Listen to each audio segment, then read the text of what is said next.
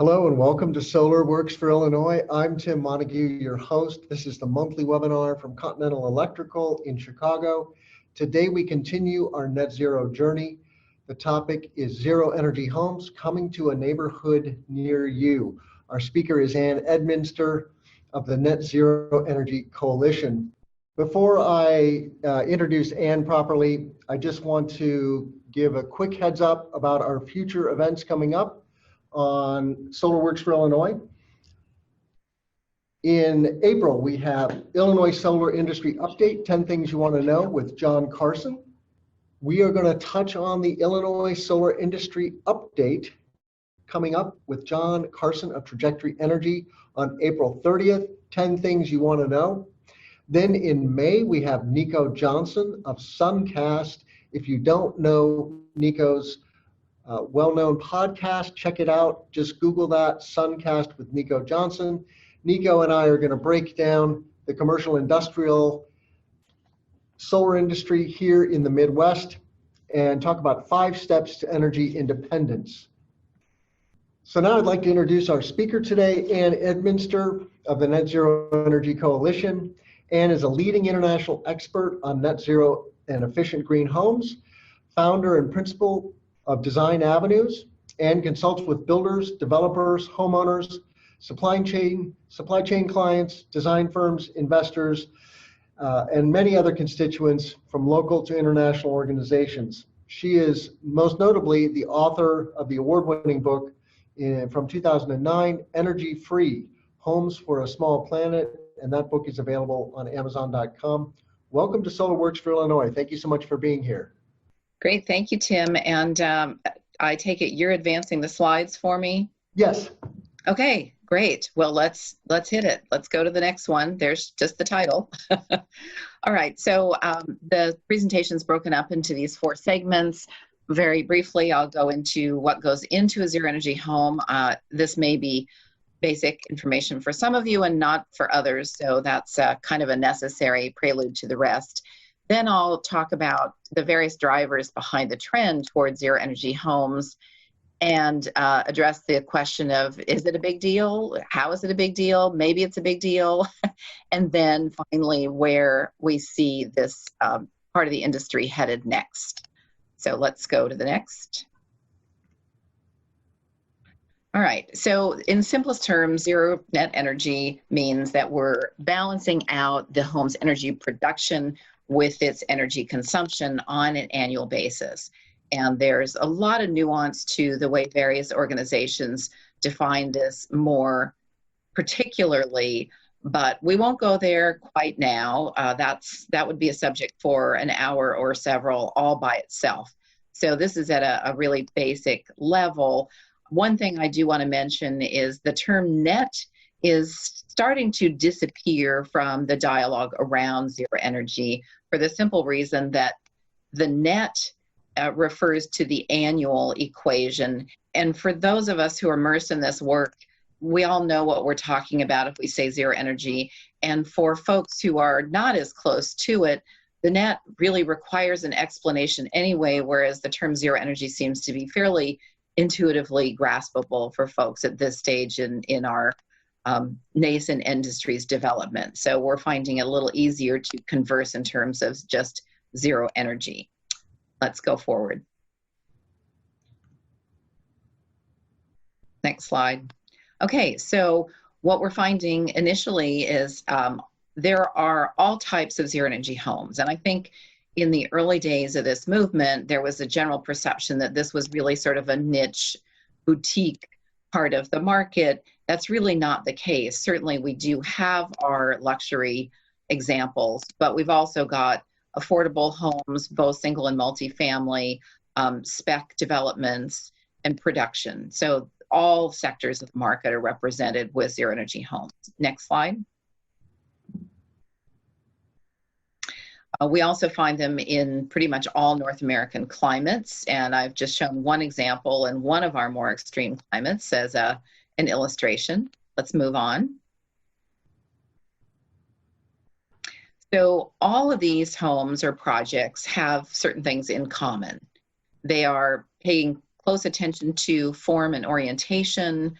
lot of emphasis on the enclosure performance, so roof, walls, floor, foundation, windows, doors, and then they're all looking at ways of producing comfort, heating, cooling, and mechanical ventilation in super efficient ways, and then best-in-class electric devices, so lighting, appliances, and electronics. Of course, not all those are supplied by the builder or specified by the designer, but those are the ingredients that go into a zero-energy home. It also requires that not only these elements be in the design, but of course they have to be built and commissioned in similar levels of, let's say, stringency in order to operate at zero energy once we add in a renewable energy system. Next slide.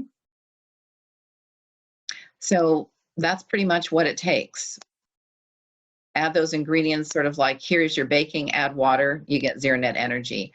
I think one part of the conversation, though, that really is lacking frequently is the fact that a zero energy home is a home with something else. It adds a utility or a piece of a utility functionality. And so when we talk about a zero energy home, I think we're missing an opportunity to point out that there's quite a bit more to it. We're, in effect, transferring some of the money that has traditionally gone to a utility into the home itself, paying less to the utility, and the net effect that we have more control over the energy systems and bills in a zero energy home by virtue of including that partial utility functionality. Next slide. So we have more benefits as well. So these are all positives, hence the thumbs up on both the less side and the more side of the equation here. So we're reducing all sorts of risks associated with construction because we are paying more attention to the quality of that enclosure and the ability to provide comfort in adverse conditions. We're reducing noise through better quality enclosure, less wait time for hot water because that's another system that gets a bit more attention. And of course, by really controlling the energy performance of the home and requiring less from the utility, it means we are less vulnerable to changes in cost from utility supplied energy over time. Meanwhile, we result in greater levels of comfort, higher quality indoor air, increased equipment reliability, and of course, energy self-sufficiency. I like that the title of your May webinar, Tim, that really looking more at energy self-sufficiency. So while a zero energy home is connected to the grid, we have more of those capabilities within control. Next slide.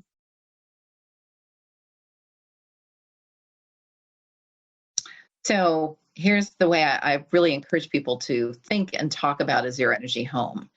It's something that has a very significant added value as compared to the garden variety home that isn't zero energy. It's not the same product. It's not the same value. It's an increased value. And interestingly enough, may actually carry the same price, however, but need not. There are builders all over North America who are figuring out how to deliver zero energy homes at prices very comparable to the prices that people are paying for conventionally performing homes. On the other hand, it is an added value, so we should also consider that when we do see an add to the price tag.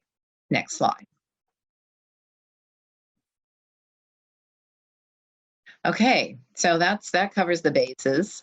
No great mystery or nothing mysterious or exotic, I should say, in the zero energy home equation. So let's move on to the drivers behind the trends. Very short bit of history here. This is collapsing a 40 some odd year timeline into a single slide. But in the 70s and 80s, the US experienced an energy crisis based on the Arab oil embargo. And that was really the beginning of any serious response to reducing energy consumption of homes, which really began with looking at insulation levels back in the 70s. In the 90s, in Germany, passive house movement was developed by Dr. Wolfgang Feist, based on inspiration, however, from a US institution, the Rocky Mountain Institute. And then we had in the mid-2000 decade, Habitat for Humanity in Metro Denver created the first zero energy home, I should say the first home that was actually able to provide documentation of operating at zero net energy. And that project was published in Energy Design Update back in 2006 or early 2007. Now, fast forward to about a year ago when the Net Zero Energy Coalition completed our 2017 inventory, we were up at about 14,000 what I would call ZNE-ish homes, meaning they're plus or minus in the realm of zero energy performance throughout the US and Canada. And by the way, that inventory is underway right now for 2018. So we will be concluding the inventory soon. Let's go on to the next slide. And by the way, that's a reminder that if you have zero energy homes and you think they may not be included in the inventory, we certainly want to hear about them. We don't publish data on individual projects, so there should be no privacy concerns. We aggregate the data to provide a picture of what's emerging in the industry. So this graph, the underlying curve shapes come from the New Buildings Institute and represent commercial buildings in the world of zero. And you can see a few landmarks along this timeline. I've shamelessly self-promoted here with a picture of my book cover at publication at the end of 2009. And another landmark, the California Public Utilities Commission setting, quote, big, bold zero energy goals in 2008. That was pursuant to an executive order by then Governor Schwarzenegger in 2006. And the reason I've shown that marker for those of you in Illinois and beyond is because California turns out to be a pretty big factor in the growth and advance of zero energy practice in the US. Let's go to the next slide, Tim. So now overlaid on the NBI commercial building graph with its numbers along the left axis, I'm showing the residential numbers now on the right axis. So we started collecting data in 2015. So the big dots are the, again, number one house in 2006, the 2015, 16, and 17 data in big dots over there showing the jumps in numbers between 2015, 2016, and then 2016 to 2017. Right now, with our count for 2018, we're just at about 20,000 units, and we have 1 week left to collect data before we actually start crunching that data. And I expect we're going to be well over 20,000 units. So not quite sure what the percent growth will be this year, but pretty healthy jump again. So let's move on. Obviously, that's still a really small number of housing units in comparison with all the homes we have in the US, but it's a healthy growth, and we hope we're going to see that go exponential and really transform the industry soon. Meanwhile, among the things that the inventory has revealed are these different waves. The first wave of early adopters, as I mentioned, really was dominated by single-family sort of luxury bespoke homes. The second wave, interestingly enough, and I think somewhat surprisingly to many, is really dominated by affordable and multifamily projects. So as the inventories in both 2016 and 2017, we had about 50% and then 50% above were multifamily. So this is by no means a boutique movement. And then on the next slide, you'll see our third wave, which really hasn't completely hit yet, but is starting to be felt in the stats, is the emergence of spec and production builders into the zero energy movement. And of course, once that wave hits in full force, it is really going to represent a lot of building activity. So we're quite excited to see that, as well as the continuing growth in the multifamily sector. So what's behind this, when we drill down into the numbers and start to see where the activity is concentrated and start to do some inquiry about those numbers, we find that there are two primary factors in all this. One, of course, is policy driving towards zero energy. And I refer to that as the top-down influence. And that occurs at state level, most obviously in both California and Massachusetts. More and more states are starting to rev up in that quarter, particularly states in the Northeast and the Northwest. And then state policy in turn drives adoption at the municipal level. So we see many cities that then respond to state policy, getting their own programs going and really fostering engagement with zero energy development. But at the same time, the bottom-up component works also to influence the state level.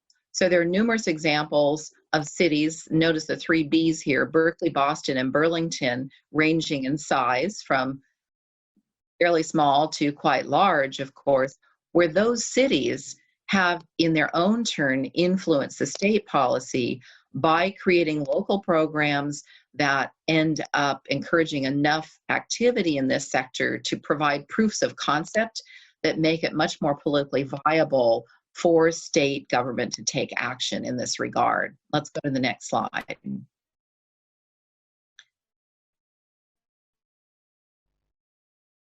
Slide, Tim. There we go.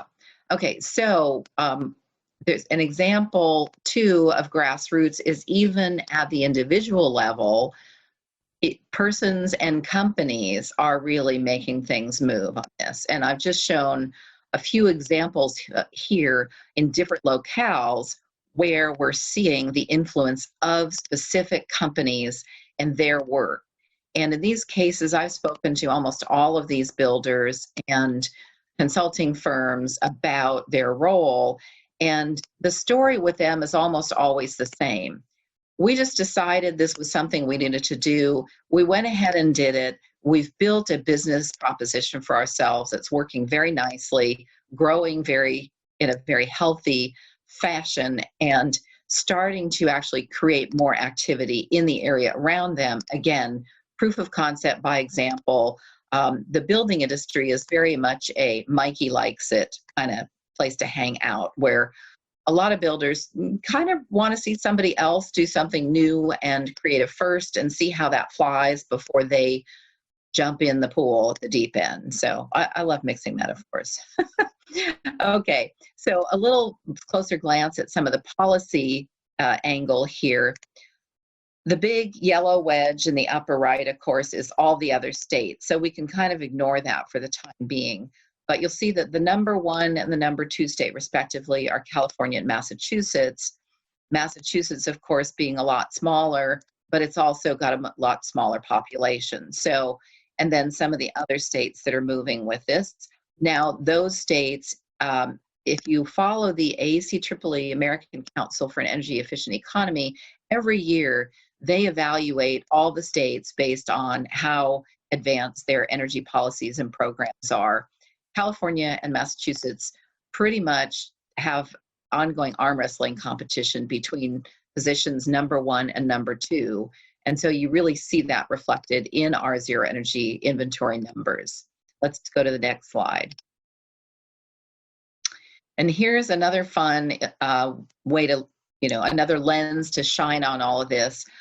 I had the opportunity to get to know a number of the folks involved in the Boston and Massachusetts energy arena, and was able to sort of recreate this very rough and I'm sure highly incomplete timeline of some of the events that have caused Boston and Massachusetts, respectively, to take leadership positions in this arena. So you can see the roles of individuals and organizations and governmental agencies in creating this trend. And we could probably create a similar timeline in all of the other leading market areas. But the real takeaway here is that there's a role for almost everyone. As private citizens, we can influence what's happening in our local governments, our municipalities and counties and so forth.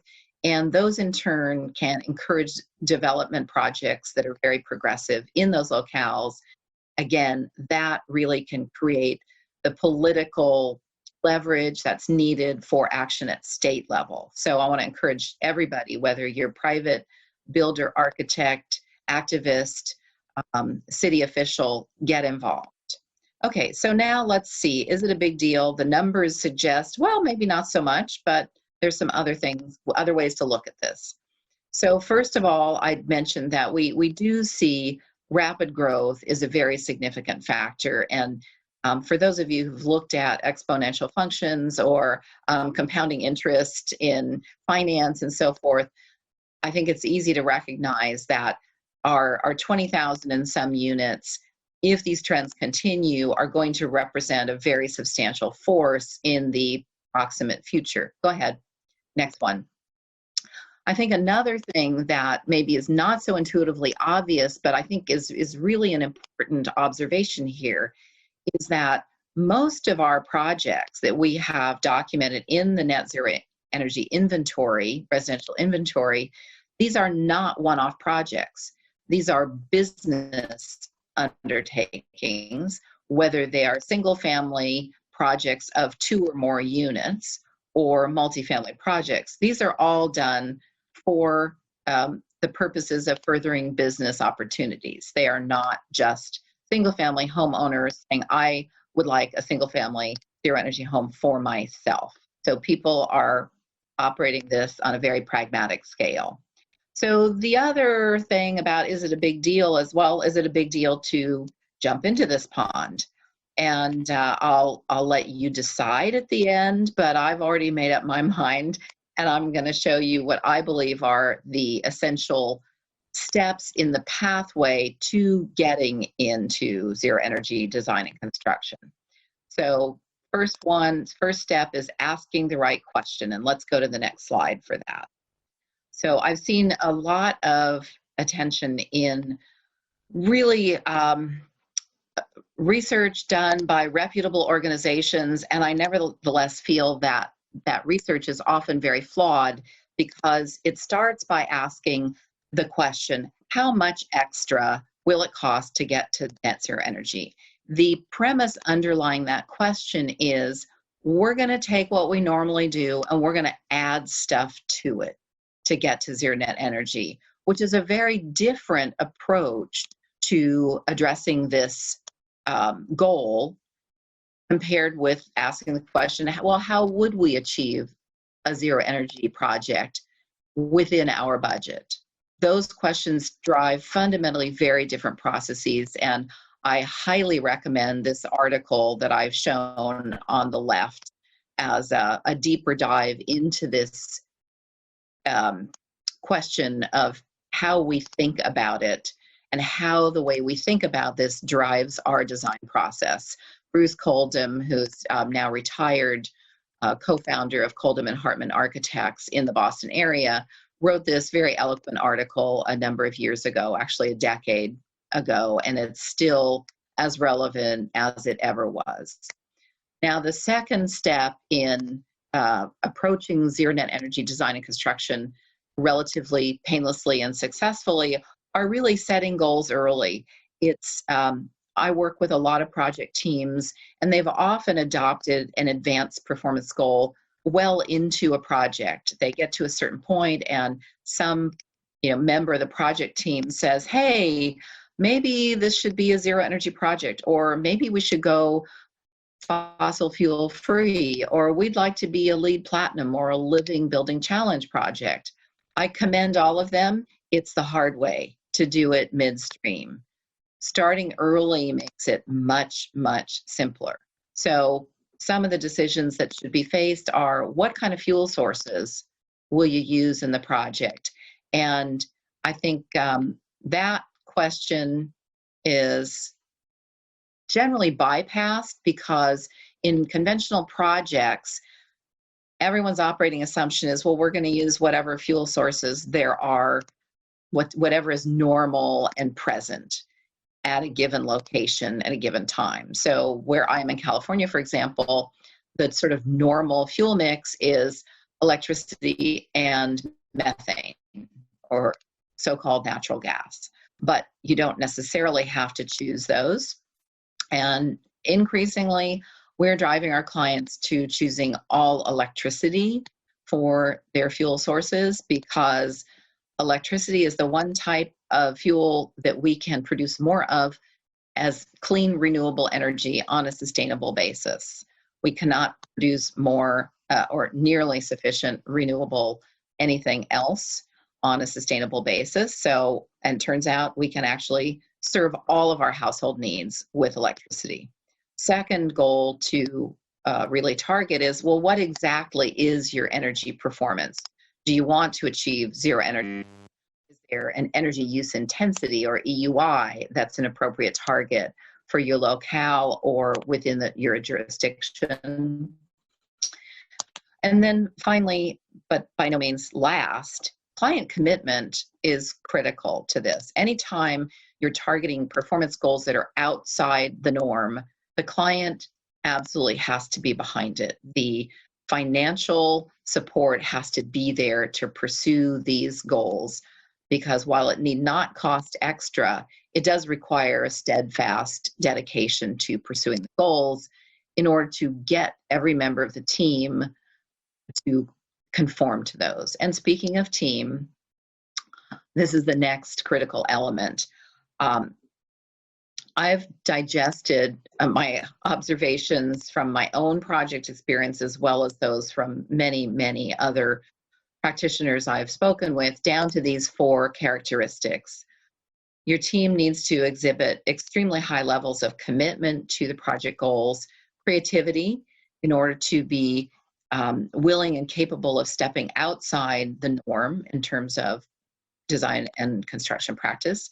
Experience, so experience broadly writ within their respective discipline, but also ideally experience in high performance projects.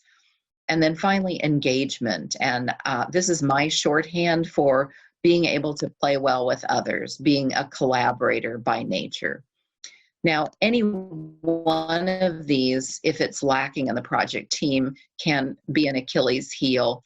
The one where I find, I've actually done a poll with thousands and thousands of people in different groups about which of these attributes they think might be expendable on the project team. The only one that all of these thousands of people are willing to give up on occasionally is experience, and never experience of the team as a whole. However, an inexperienced team member who exhibits all of the other characteristics and is inexperienced can still be a fabulous contributor, provided there's a body of experience in the team as a whole. Excuse me. Okay, so the next thing is the focus on fundamentals, and we've actually got several slides because there are a range of fundamentals, but again, nothing exotic. I want to re-emphasize that. So I'm not going to read this to you. I know you're all very capable readers, but this is just a reminder of some of what I conceive of as the fundamentals in each of these categories. So form and orientation, some of the things that maybe aren't thought about in a more routine design that doesn't have these high performance energy goals. So the ability to have enough space for all the stuff that's involved. So your roof space for some of the heating, ventilating, air conditioning, and water heating equipment that might normally not go into conditioned space and really should go into or must go into conditioned space. And there, of course, ancillary benefits of a somewhat simpler enclosure, meaning less time, cost, and risk associated with waterproofing, insulation, air sealing, those forms. Let's go on to the next slide. So the number 2 element of fundamentals relates to the enclosure. Again, so that among the things we look at are the framing or the structural system, both cavity and exterior insulation, type, detailing, quality installation, very, very important, and the continuity of the air vapor and moisture barriers. I want to point you to the gray box on the right, the small type, which you certainly won't be able to read in its entirety while I'm chatting here. These are here really to just highlight a number of resources of the hundreds that are included in a very short guide that I created for the American Institute of Architects California Council about a year ago. And that resource, while it is written for California architects, is by no means exclusive to Californians nor to architects. There are a few things that are specific to California's circumstance, but I think it's a very useful guide for many. So a little bit more about enclosures, air leakage control, which I've already mentioned, but honestly, I don't know if it's possible to harp on this issue enough. You all are in a much colder climate than I am, colder and warmer, as a matter of fact, and more humid. So a lot more what many folks would call real weather than we have in coastal California. So it may not be quite as necessary to emphasize this, but we find, all the teams I work on, that getting this aspect of the enclosure done in a satisfactory way is the thing that causes the most aggravation, brain damage, and arguably unnecessary expense if it were approached in a more comprehensive way. And that comprehensive way would be providing the details in air sealing cross. It's embedded in the American Institute of Architects Zero Energy Primer that I referred to here. There's a link to that primer at the end of this slide deck. So folks, do you make slides available, Tim? Yep, they'll be on the website. Great.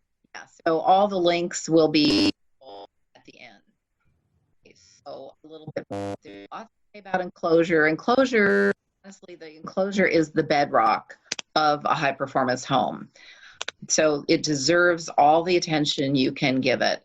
Again, some maybe not entirely obvious issues about windows. Views are a big issue for custom homes, and those views, in my opinion, often lead to a little too much glass area. One of my favorite quips to project teams is, I don't think your needs really enjoy the view. Do we have to have glass down to floor level?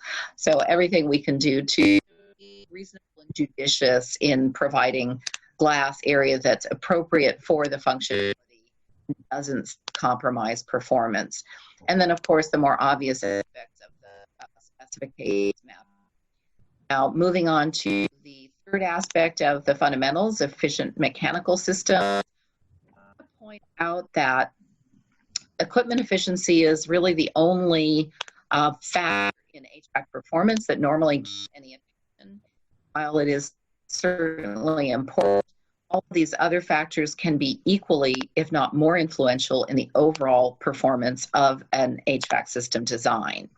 So let's go ahead and roll forward, since all this will be available to you to read the gory details. Similarly, there are some factors, mechanical systems, condition space, the equipment, and as designers, locating water heater and taps as together as possible, a mental shift, as opposed to scattering them all over a plan. Again, equipment efficiency is important, but not necessarily be all end all, because we have many other factors that go into the overall equation. Let's go forward. So factor number 4, best in class electric devices. If we were doing this live, we would have another quiz to find out what people think best in class means. The usual answer, by the way, is Energy Star. And yet Energy Star, in fact, has become almost a de facto for performance rather than representing top tier. So much so that the EPA has introduced its own top tier, referred to as Energy Star Most Efficient. So I've listed that resource as well as 2 others in the orange box at upper right. My personal favorite is enerv.com. That's a screenshot of an NRV page below it, showing the information that is available through this incredibly useful code. It should be used quite a lot early on in design and consistently as changes are made to determine the impacts of different variables. So this graph here illustrates one project that I worked on where we wanted to really understand the influence of the different variables. So initially we vary them one at a time to see, well, we've got some significant and less significant influences here. Once we understand where the big influences are, we can focus our efforts more on fine-tuning performance and putting together packages of features and performance specifications. And then also looking at how much are we paying for those features. Another aspect of checking progress is balancing energy production capacity with energy consumption. So the energy model will give you information about the energy consumption, estimated, of course. We haven't introduced the human element yet. And then getting information on potential solar production. And there are a variety of resources to help with that. Online, we have on the National Renewable Energy Laboratories website, nrel.gov, there is the PV watts calculator, and then, of course, the more reliable and more site-specific would be something from a solar vendor for your area. So looking at whether you're going to achieve that balance or not. Okay, and then finally, the last critical piece is really making all these important design and construction decisions stick.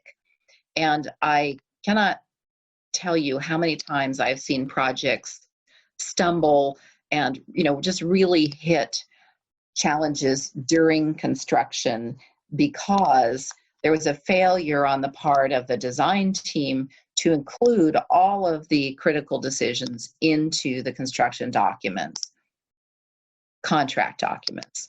The reason they're called contract documents is because it is the contracts that allow us to really bind everyone to the decisions that were made. So all of these things we talk about have to make their way into the CDs. Okay, let's move on. Okay, and then finally also in CDs, we don't want to neglect the other aspects of human and planetary health when we're putting all that effort into the CDs. So I also want to encourage everyone to look for the other performance aspects of our materials and products that matter. Next slide, please. Okay, so back to the question of whether it's a big deal or not. I think this is a really nice, hard-hitting stat from a very reputable institution called Lux Research. They did a study a number of years ago and found that there's a really staggeringly enormous potential market for zero-energy buildings in the very near future. So 2025 is now just 6 years away, and I think there's an opportunity for everyone who's listening here to be a part of that market. And I would like to think that I've given you some evidence that it might be a big deal in terms of opportunity, but it really isn't such a big deal in terms of being a hard lift. Let's move to the next slide. Okay, so where are we headed next? Just a little snapshot of a few things on the horizon. Next slide. So besides the basic components that I've already enumerated, some of the things that are starting to come forward increasingly in the zero energy residential arena are battery storage, electric vehicles, not strictly part of the home, but of course the charger is, and in terms of the energy equation, more and more developers, buyers, and designers are really interested in providing not only for the household energy needs, but also for the occupants' transportation energy needs via EVs. So that's something that will increasingly be felt in the evolution of this field. We're also seeing more performance monitoring devices. The jury is out as to whether they actually will influence energy consumption a lot, but there's more and more interest in including them for two reasons. One, as a society, we need to cultivate more energy literacy in the populace. So this is a good way to start. And secondly, a lot of the residents of zero energy homes are kind of the early adopter mindset.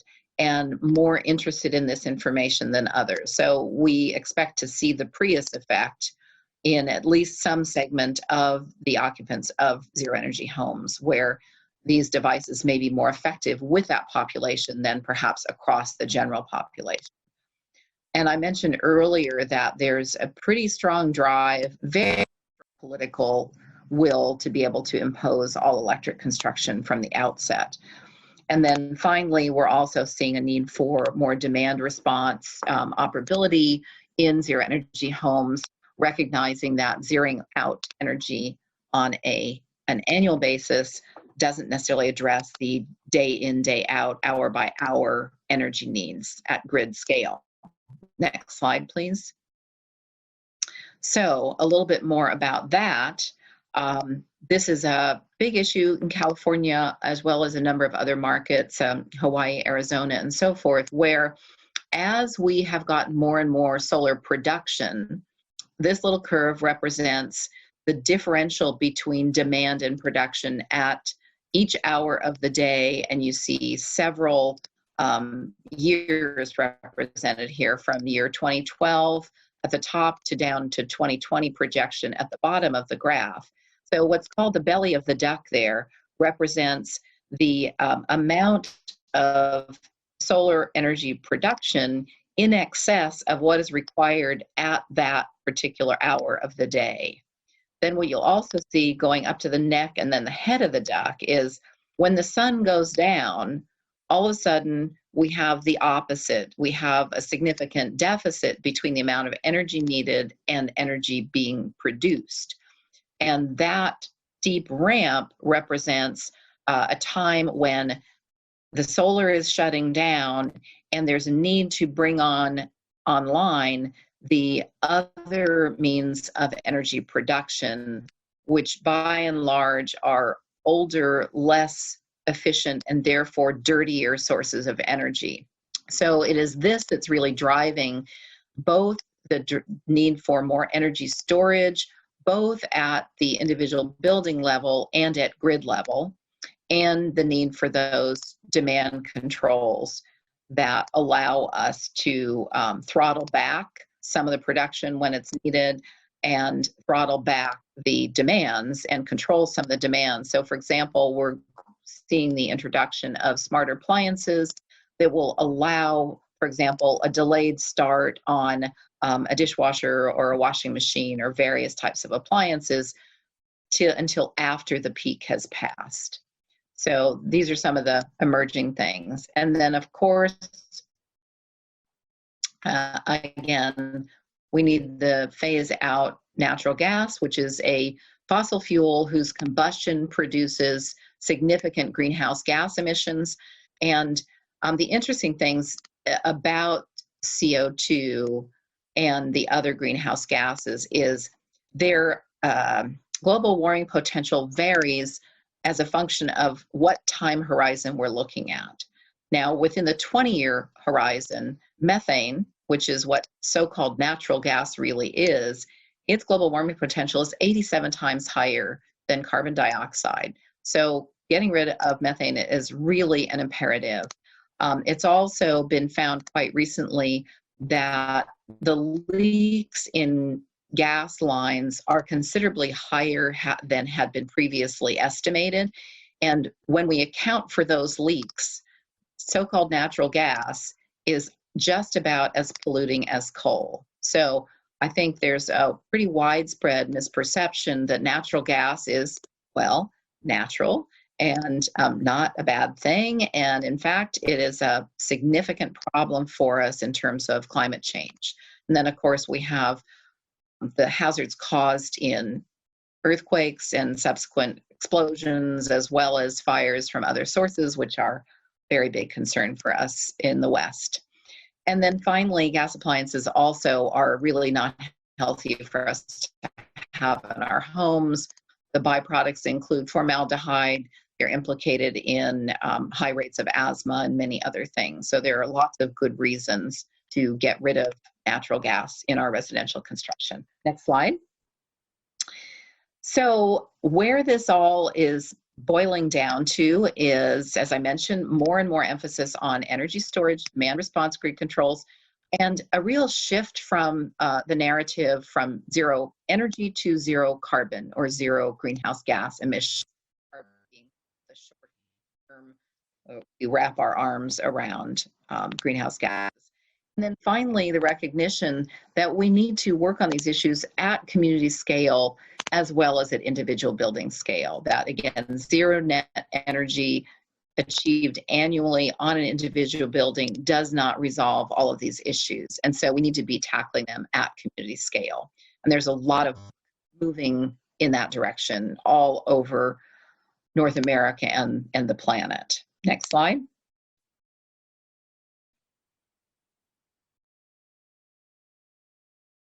Okay, so another or one example of how this is playing out is many conversations about community microgrids and advanced community energy systems, where within a given limited geographic locale, we are looking for demonstration projects that include both local clean energy generation, local energy storage, the ability to upgrade existing buildings to higher levels of efficiency, all new construction being zero energy, zero carbon, zero fossil fuels, and the ability to control these loads and island in the event of an emergency. So all the microgrids would be connected at a larger scale, but have the ability to be controlled unto themselves in the case of an outage or another emergency,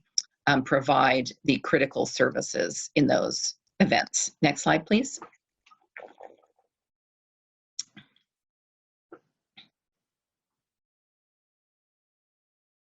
Got another, okay, there we go. And then I think this is my wrap-up point, is we also need to be concerned with the embodied carbon in our construction projects. That for many years and even decades since I've been involved in this work, embodied carbon was sort of viewed as, well, yeah, okay, that's important, but it's not as important as operating carbon. Let's go to the next slide, Tim. More recent analysis suggests that that's really not the case. And in fact, again, when we start to look at the nearer term horizon, we start to realize embodied carbon matters quite a lot. So the segment of the graph that I've highlighted here, the second clump from the top, illustrates in a conceptual way what we're referring to as the time value of carbon broken down by phases. So this bit I've circled in gold represents the front end load, the embodied carbon that goes into constructing a new zero net energy facility. So something that's highly efficient in its ongoing operations. And you can see that the embodied emissions there really dwarf the operating energy over time. And so when we look at this lifespan, again, so this represents the first, say, 5 to 10 years or so in getting a building up and running. And all of that is just an initial investment. And that's much, much greater. And that's all going to happen in this critical, let's say, next 12 years that the International Panel for Climate Change tells us we have to act. Whereas the operating energy, that's all downstream. So we really have to be very much more focused than we have been on embodied carbon. Next slide, Tim. So performing life cycle analyses that look at embodied carbon is going to be, I think, a tool that's very, very important to the design community going forward, as well as energy modeling. So we need to be looking at both. So this final slide is just gives you links to a number of the what I like to think are most useful resources. I've had some involvement or deep involvement in 3 of the 4 and significant involvement in the 4th. So that is pretty much it for me. And I think there are probably a few questions, and I can also hang out a little bit longer than the hour if Tim can as well. Yeah, thank you, Ann, and thanks for this wonderful encyclopedic overview of net zero. Really great. We have a question from Andre, and to the other participants, please do chat your questions into the chat box. So, Ann, do you see an increasing number of well-established builders transitioning to zero energy building? And I guess that is a geographically specific phenomenon. And then I have a follow-on about that as well. But what is the overall trend that you see for kind of mainstream builders? Yeah, I think it's, as I mentioned, we're really sort of seeing the tip of that iceberg right now. And I think it's going to shift dramatically. Right now, a couple of the larger builders that are getting more than their toes wet.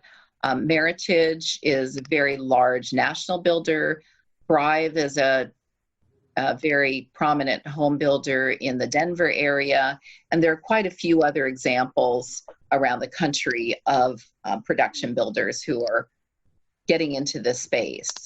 So, and of course, you have new legislation in California, right, that all new residential construction must include PV or photovoltaics starting in 2020. Where does that relate to energy codes? Is zero energy on the horizon for new construction in California? That is a great question, and I think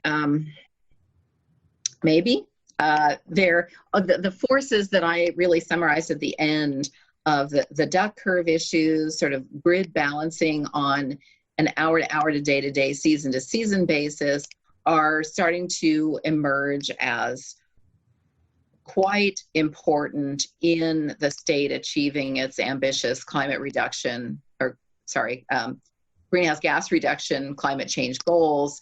And so I really foresee a shift from the emphasis on zero net energy to, again, zero carbon and what's being variously referred to as grid-friendly design or grid harmonization. I still see zero energy design as being hugely important, primarily because it provides a very concrete goal for efficiency, whether or not the solar goal, or the solar array that's provided on a home actually meets 100% of load or not, which it may not, for example, in existing homes. It's still very compelling way of achieving the very, very high level of efficiency. Whereas in the past, well, we've had our goals expressed, for example, as percent better than energy code, which is a much squishier goal. So where codes are going remains to be seen, but I think there's going to be much more emphasis on this grid harmonization issue. And what is your perspective on the Midwest? I'm biased, of course. My home community of Champaign-Urbana did originate the locale homes there in Champaign-Urbana, and it also originated the Passive House Institute. We're also well known for commercial lead construction, a lot of commercial lead construction here in Illinois. But what is your perspective from a net zero point of view on the Midwest, especially Illinois? Sure. I can't say I can really comment a lot on Illinois, except, certainly Chicago has shown a lot of leadership in a number of green building efforts, as well as the kudos that you mentioned for Champaign-Urbana. The Midwest as a whole, I guess what I would say is it's a very mixed bag. There are real pockets of significant leadership there, as you have alluded to, and there are also more laggardly elements. It's a very interesting area. Minneapolis is another area where there's a lot of advanced activity. And then there are parts of Wisconsin, for example, where there's almost devoid of advanced energy activity, and then some isolated pockets where there is. So it's an interesting area of the country. How does the coalition conduct its surveys? Okay, so we do a lot of outreach via partner organizations. So our sort of fundamental principle is zero energy folks tend to hang out together, and so our best way of reaching them is through these allied organizations. So we've got a lengthy roster, probably 20, 30, 40, 50 organizations that are range in scope from national to regional to local that we reach out to, and they in turn reach out to their constituencies via social media, newsletters, websites, and so forth. And there are also probably a smaller group, maybe a dozen organizations that actually collect data themselves. And so they share their data with us. And so we aggregate from all of those sources. Other than the data that we receive directly from organizations that I mentioned, which includes, for example, the Department of Energy's Zero Energy Ready Homes program, Earth Advantage Institute, International Living Future Institute, and so forth. The direct outreach we send to our website, netzeroenergycoalition.com, where we have the data input form. So people can put in their projects there. It takes about a minute per project to enter the data. So it's really simple.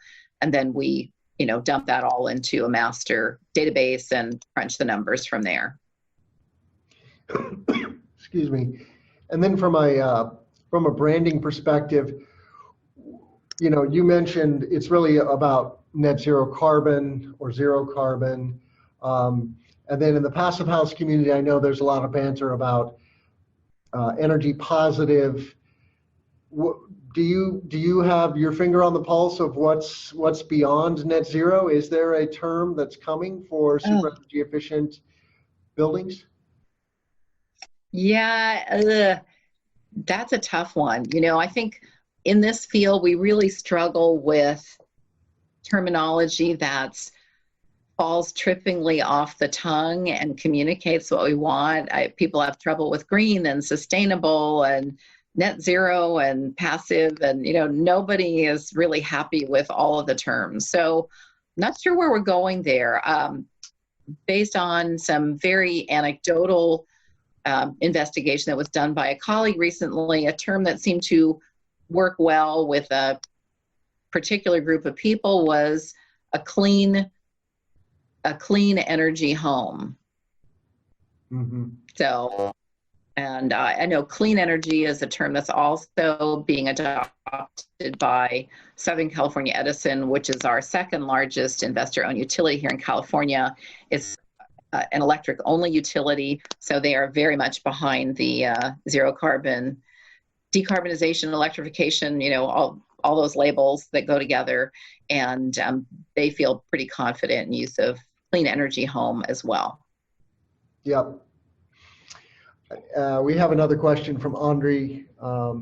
Do you have an opinion about structural insulated panels? I guess that's a very broad question, and it really depends. I talk to a lot of people about SIPs myself, who you talk to, but what is your perspective on SIPs? Yeah, so I'm actually a fan of SIPs. I wrote a book back in 1998 for the Natural Resources Defense Council with the scintillating title of Efficient Wood Use in Residential Construction, a Practical Guide to Saving Wood, Money, and Forests. And one of the chapters was on SIPs. I think not all SIPs are created equal, and I think my main reservation at this point about SIPs is the choice of the insulating core. And because of, again, global warming potential and broader climate impacts. But I think they're really a terrific system and would love to see more adoption. I did get to visit Thrive in Denver, and so I was glad to hear you point out that developer in particular. They are building tract homes that are zero energy ready on a large scale, hundreds and hundreds of homes a year. They've gone back and forth on SIPs though themselves, Yeah. It's logic would tell you, okay, build these things, build these wall units in a factory under controlled conditions, or even bigger units, and we do see that as well. But they go back and forth between using SIPs. They do have some volume of SIP construction, but a lot of it is still stick built. So it's a mixed bag, but good question. Well, unless we have other questions from the audience, which we could take a few minutes, and so if you do have questions, please chat those in.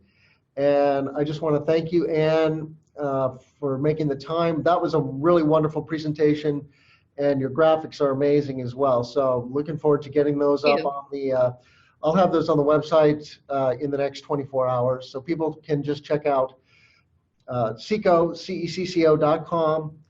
and /solar webinar. That's how you get to the webinar landing page. I do want to point out that we have this webinar on a monthly basis. It's the last Tuesday of the month. Next month in April, we have the Illinois Solar Industry Update, 10 Things You Want to Know with John Carson of Trajectory.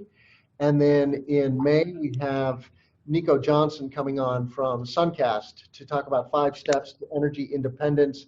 And in particular, we're going to drill down on the commercial industrial solar industry in the Midwest. So looking forward to that. All right. Well, thank you so much, Anne, and thank you everybody for attending and for watching SolarWorks for Illinois. We look forward to seeing you next month. Thank you all. Thanks, Tim.